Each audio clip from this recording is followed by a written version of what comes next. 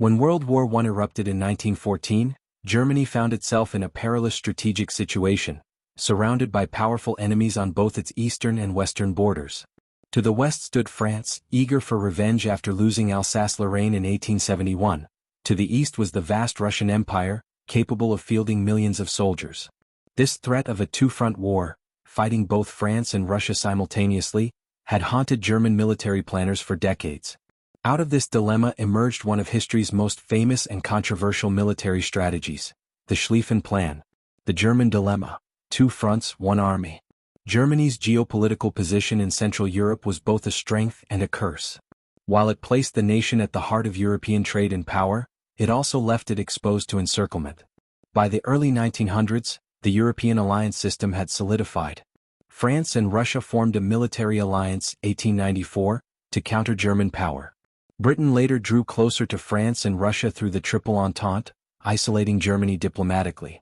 If war broke out, Germany faced the terrifying possibility of having to fight France in the west and Russia in the east at the same time. German generals feared that their forces would be stretched too thin to achieve victory on both fronts. The birth of the Schlieffen Plan. To solve this problem, Count Alfred von Schlieffen, chief of the German General Staff from 1891 to 1906, developed a bold strategy that became known as the Schlieffen Plan. His idea was rooted in speed and decisive action. Schlieffen understood that Russia, with its enormous size and underdeveloped railway system, would be slow to mobilize its troops. France, however, could mobilize quickly. Therefore, Germany had a small window of time to defeat France first, before turning east to face Russia. To achieve this, the plan called for a massive, sweeping invasion of France through neutral Belgium, bypassing the heavily fortified Franco-German border. The German army would then encircle Paris and crush the French forces from behind, a maneuver inspired by the great flanking victories of Hannibal and Napoleon. Once France was defeated, German forces could be rapidly transported by rail to face the slower-moving Russians in the east. In Schlieffen's famous words, "Make the right wing strong. The right wing is the key to victory." The right wing referred to the German forces advancing through Belgium and northern France. Implementation and failure. When war began in August 1914, Schlieffen's successor, Helmuth von Moltke the Younger, put the plan into action, but with crucial modifications. Moltke feared weakening Germany's defenses in the east, so he reduced the strength of the western forces.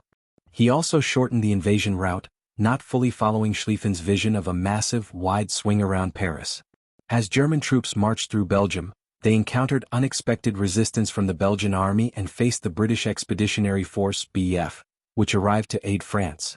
The German advance slowed, supply lines stretched thin, and French forces regrouped. In early September 1914, the First Battle of the Marne shattered the Schlieffen Plan. The French and British counterattack forced the Germans to retreat, ending hopes for a quick victory in the west. Instead of a lightning war, both sides dug into trenches, beginning 4 years of brutal stalemate on the Western Front. Consequences of the Schlieffen Plan's failure.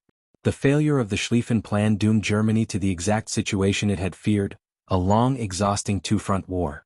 While German forces fought the Allies in the trenches of France and Belgium, the Russian army advanced in the east, forcing Germany to divide its strength. The plan's failure also had lasting political and moral repercussions. The invasion of neutral Belgium brought Britain into the war, transforming a continental conflict into a global one.